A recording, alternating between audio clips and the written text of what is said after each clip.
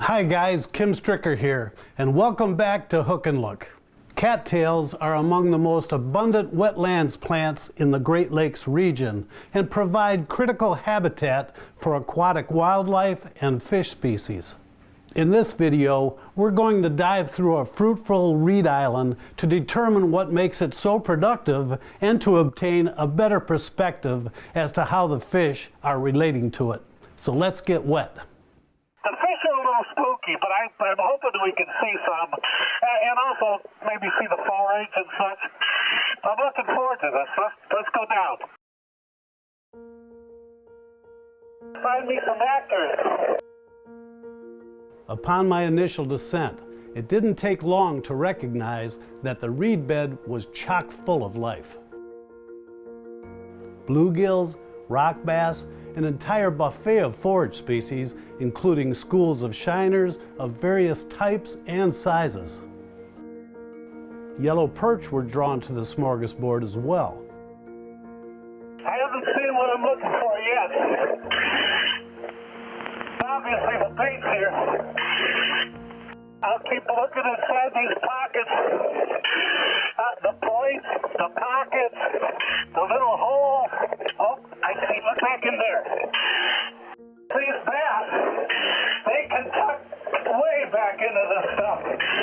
And I've got to be lucky enough to see some towards the edge. Once I spotted the first one, I began to understand that the bass were grouped up in specific spots.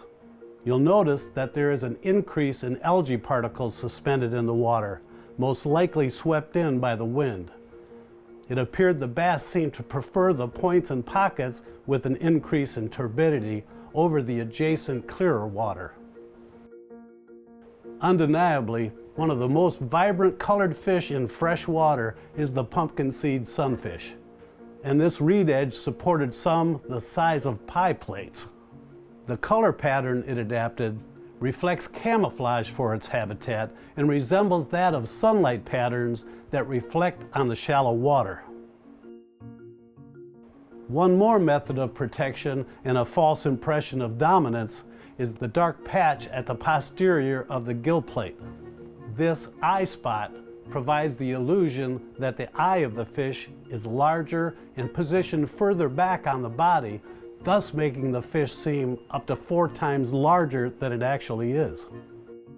Another freshwater fish with a fictitious eye spot is the bowfin, commonly referred to as a dogfish, grinnell, or shoepick by my Cajun friends. I stumbled across this one lying patiently still, ready to ambush passing prey or an artificial lure along the reed edge.